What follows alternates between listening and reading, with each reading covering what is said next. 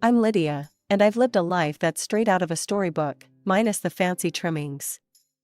I was a teacher for most of my years, shaping minds and wiping noses. Life took a sharp turn when I lost my husband, Tom, in a car crash. Our son, Michael, was just 7 then, and he became my whole world. When my folks passed, they left me a bit of money. I used it to pay off debts and bought a snug little house in the suburbs. It was just me and Michael against the world, and that was enough for us. Now Michael, he grew up smart and kind, every mother's dream. He got himself through college studying computers and landed a decent job right out of school. What's more, he chose to stick around at home. I never minded, the house felt fuller with him in it. Things took an unexpected turn when Michael met Jessica. She was a sharp one, tall, with a head full of curls and a smile that seemed to know more than it let on. I wanted to like her, I truly did. But something about her just didn't sit right with me. The day he brought her home to meet me, she was all sweet talk and compliments. "Mrs. Connor, your home is absolutely lovely, so warm and welcoming," she exclaimed as she toured the living room. "Thanks, dear. We like it cozy around here," I replied, trying to make her feel at home despite my reservations. Over dinner, their news dropped like a lead balloon. "Mom, we've been thinking about the future a lot lately, and, well, we're getting married," Michael announced, his eyes bright. I nearly choked on my water. "Married? That's wonderful." I managed, my voice a bit too high. Jessica beamed, reaching across the table to squeeze my hand.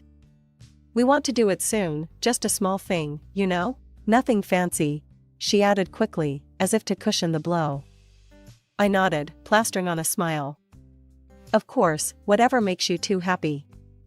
But as the wedding plans rolled on, and Jessica's true colors started showing when she thought I wasn't looking, I caught snippets of phone conversations, bits of her saying not so nice things about me. I kept my cool, never let on that I knew. I just made a mental note, "Watch your back, Lydia. This girl's not what she seems." The wedding came and went in a blur of flowers and pastel dresses. I stood by, the proud mother with a smile nailed on, while inside, I was all knots and nerves. Watching them dance, watching her hold him close, I couldn't shake the feeling that I was losing my son to a stranger. After Michael and Jessica's wedding, life got a whole lot more complicated. The young couple decided not to move out, but instead set up shop right under my roof. The house I'd so lovingly curated for decades suddenly seemed to shrink, its walls closing in as Jessica's presence loomed larger and larger. The first few weeks were a buzz of activity, thank you notes to write, wedding gifts to sort through, and endless discussions about their future. But as the dust settled, a new pattern emerged. Jessica, now officially the lady of the house in her mind, took to managing everything, including where I should sit and what I should eat. One evening, while Michael was at work, I found Jessica rearranging the living room. "Jessica, what are you doing?" "I had everything just right," I asked, trying to keep my tone light. "Just thought I'd freshen up the place a bit," she snapped, her voice sharp like a kitchen knife. "It's good to change things up now and again, don't you think?" I didn't agree. "Look, I appreciate you trying to help, but please, leave things the way I set them. Michael likes it that way." She scoffed, a sound that grated on my nerves. "Well, things change, Lydia. Maybe it's time you start getting used to that." Then came the pregnancy announcement. I should have been overjoyed, and part of me was, but the news also brought new tensions. Jessica, now more than ever, made herself the center of everything. "Lydia, I'm really not feeling up to cooking tonight, could you handle dinner?" she'd ask, almost daily, as she lounged on the couch, flipping through magazines. I'd nod and head to the kitchen, biting back my frustration. One afternoon, I tried to broach the subject. "Jessica, dear, I know you're tired with the baby coming and all, but maybe you could help with the salads or setting the table?" She looked at me as if I'd suggested she climb Mount Everest. "Really, Lydia? I'm carrying a child here. You expect me to stand and chop vegetables?" Before I could respond, Michael walked in, home early from work. Jessica turned to him immediately, her tone shifting. Baby, tell your mom I'm not supposed to strain myself. Doctor's orders, remember? Michael, ever the peacemaker, tried to smooth things over. Mom, Jess really needs to take it easy. Maybe we can all pitch in a bit more, huh? As the weeks turned into months, my home life revolved around Jessica's needs and whims. I felt more like a housekeeper than a family member. One particularly tough day, after scrubbing the kitchen clean while Jessica ordered takeout, I finally let off some steam to Susan, my next-door neighbor and longtime confidant. Lydia, why do you put up with that girl? Susan asked as we sipped coffee in her kitchen. I shrugged, a heavy sigh escaping my lips. What choice do I have? It's Michael's wife. I can't just kick them out. Susan shook her head, her eyes fierce. You need to stand up for yourself, Lydia. This is your house, your rules. Don't let that little tyrant push you around. Her words struck a chord, and as I walked back home, I realized she was right. I needed to reclaim my space, my authority. I was the one who built this life, not Jessica. But figuring out how to do that without losing my son was a puzzle I wasn't sure how to solve. Life in our house grew more complicated with the arrival of Michael and Jessica's twins. At first, the joy of being a grandmother was overwhelming, in a good way. Those tiny hands, the late-night coos, and even the cries were music to my ears. But as the twins grew, so did the demands on my time and energy. Days blurred into nights as I juggled childcare with my job and household chores. Jessica, meanwhile, seemed to take her role as the mother a bit too leisurely, preferring to spend her days lounging or shopping. Cooking was a foreign concept to her, and I found myself handling every meal, on top of cleaning up after everyone. One exhausting evening, I was knee-deep in laundry when Michael came home. Spotting him in the hallway, I couldn't hold back any longer.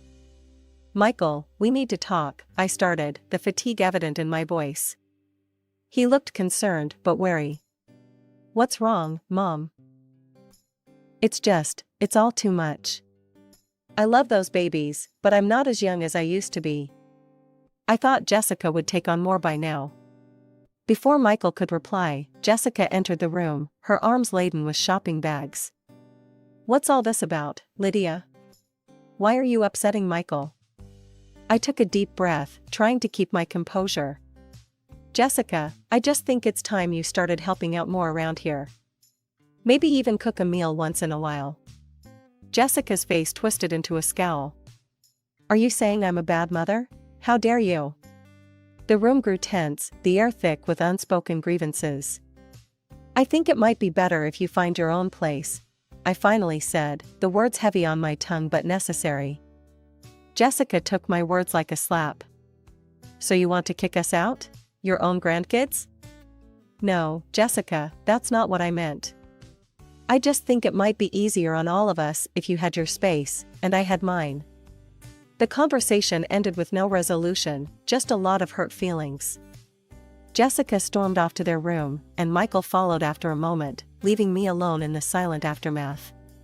Feeling isolated in my own home, I confided in Susan the next day over a cup of tea.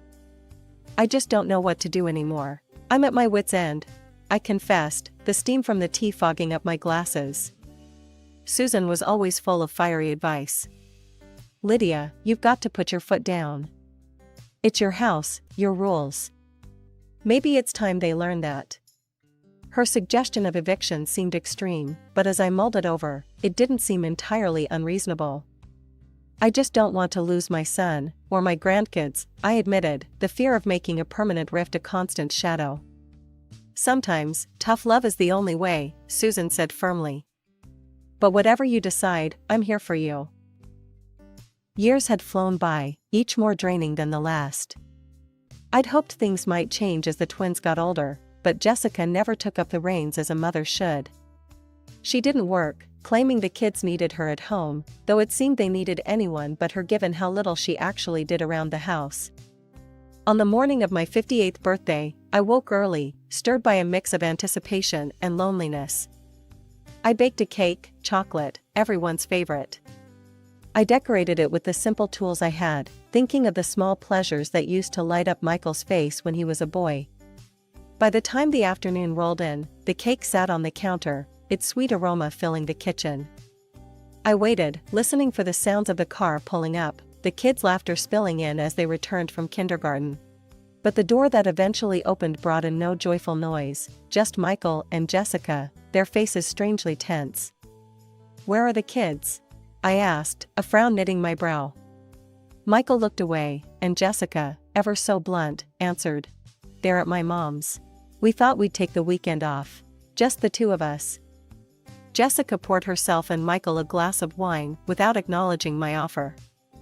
They clinked glasses right there in the kitchen, a silent toast to their getaway. Then, Jessica turned to me, her voice cold as ice. "Lydia, would you mind keeping it down this weekend? We really need some quiet." Stunned, I stood there, holding the cake knife, feeling like a stranger in my own home. "This is my house," I said, the words heavier than I intended. "And it's my birthday." Jessica scoffed, her voice sharp. "Look, Lydia, just stay in your room and keep out of our way. We want to enjoy our weekend." Michael didn't meet my eyes. "Mom, please, just this once." The pain of his betrayal was sharper than any knife I'd ever held. "Your once is every time, Michael," I whispered, my voice cracking. They didn't listen. Instead, Jessica walked up to me, took my arm, and led me to the door. "You know, we're already tired of you whining. You should take a walk, clear your head," she said, as she pushed me out into the cold, rainy evening. Dressed only in my house clothes, with nowhere to go, I walked the streets, my tears mingling with the rain. Finally, I found myself on Susan's porch, shivering and miserable. She opened the door, her expression turning from surprise to anger as she saw my state. "Lydia, what on earth? Come in, you're soaking wet." As I sat in her warm kitchen, wrapped in a dry blanket, I poured out the whole sorry tale. Susan's face grew darker with each word. "This is the last straw, Lydia," she said firmly. "You can't let them treat you like this. It's your house, your life. You've got to fight back."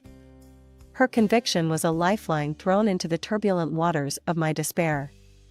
"But how, Susan? He's my son. I don't want to lose him." "You've already lost him if he can treat you this way. Let's call my brother, the lawyer. We'll see what your options are." I nodded, feeling the first stir of resolve.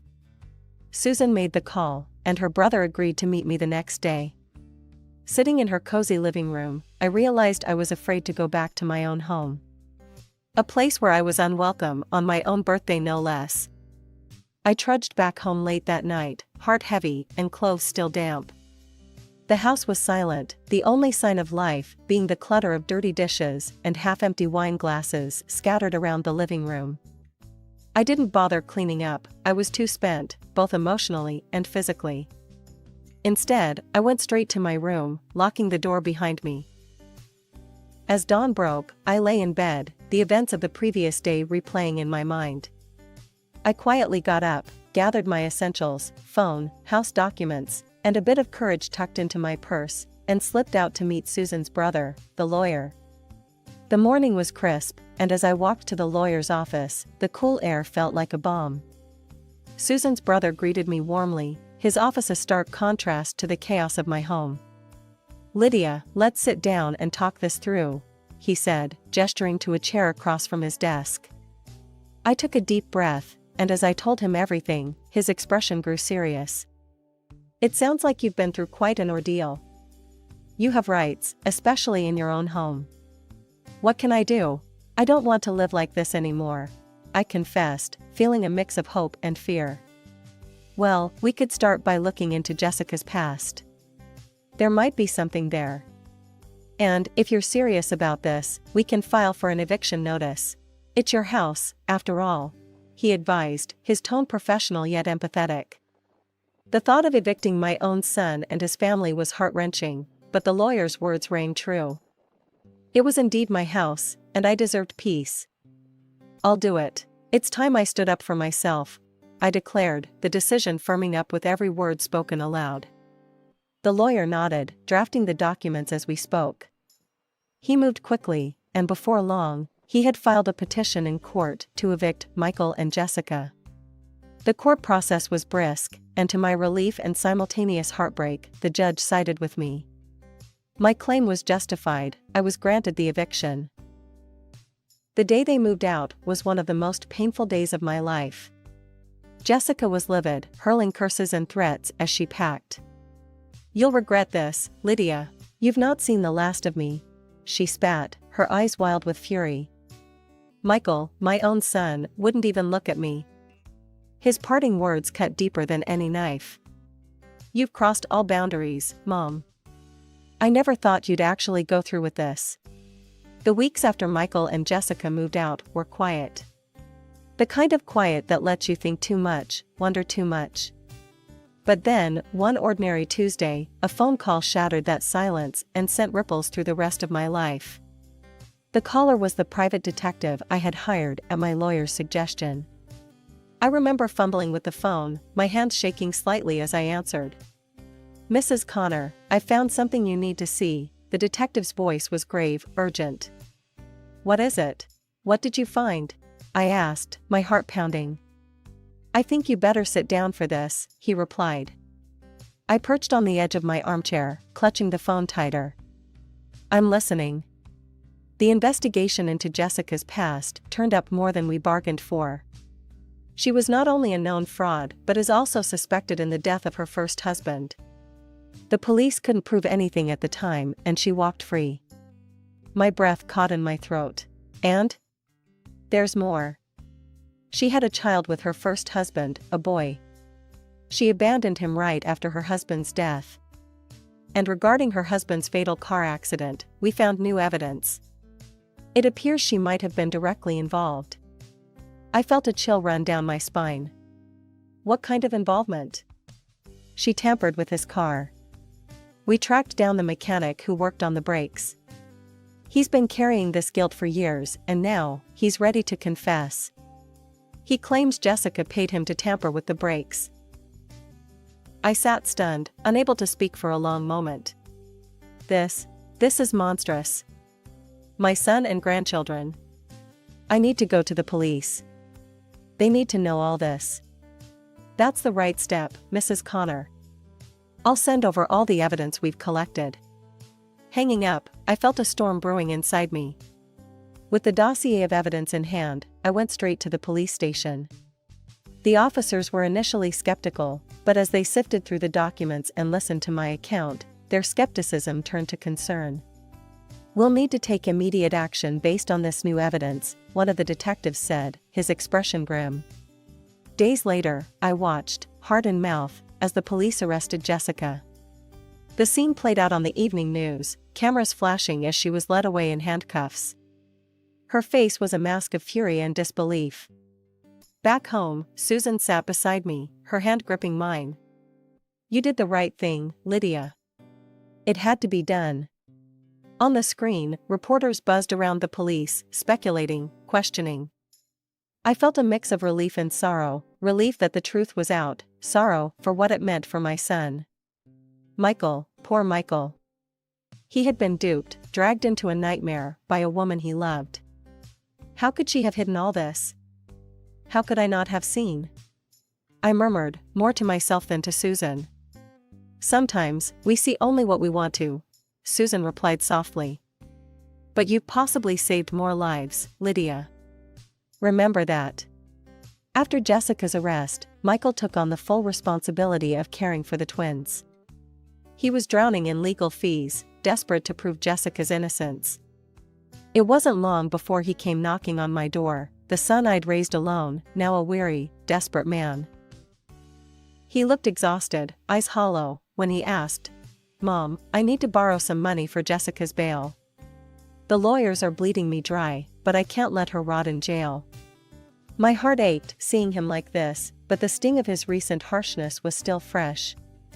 "Michael, I can't. After everything that's come out. I just can't support that." His face hardened, the hurt in his eyes turning to anger. "You never liked her. Now you see your chance and you just let her suffer, huh?" What kind of mother are you?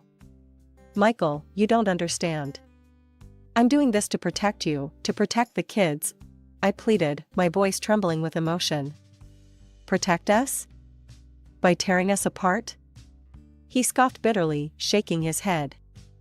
You've ruined everything, Mom. You think you're helping, but you're just making it all worse. With that, he stormed off, curses muttered under his breath echoing around the silent house. The situation took a darker turn when one of Jessica's old friends turned up at the police station, her face pale, her hands trembling. The detectives called me in when she started talking. I never thought she'd actually do it, but Jessica planned it all, the woman confessed, her voice a haunted whisper. She wanted to get rid of you, Lydia. She talked about making it look like an accident, pushing you down the stairs when you were alone. My blood ran cold. The room spun slightly as her words sunk in. She wanted to kill me? Yes, and not just you. After you were gone, she planned to do the same to Michael. She wanted everything, the house, the money, everything you both owned. The detectives assured me they were taking it seriously, but the revelation shook me to my core. As I left the station, the world seemed a different place, darker, more dangerous. Back home, Susan was waiting, her expression grim. I heard what happened. That woman is a monster, Lydia. You know that now, right? I do, but Michael doesn't. He still thinks I'm the enemy. I sighed, the weight of my son's estrangement heavy on my heart. Give him time. He's got to see the truth for himself. And he will. He has to, Susan said firmly, squeezing my hand in solidarity. As I lay in bed that night, the silence of the house was no longer comforting, but a reminder of the family I once had. The betrayal, the danger I had unknowingly lived with. I shuddered at the thought of what might have happened if I hadn't acted, if I had let my doubts and Michael's displeasure sway my resolve. When Michael finally saw the horrific truth, he halted all legal support and refused to post bail for her. He filed for divorce and moved to strip Jessica of her parental rights. One rainy afternoon, not long after these events, Michael came to my door. His eyes were weary, his shoulders slumped, an image of defeat and remorse. Mom, can I come in?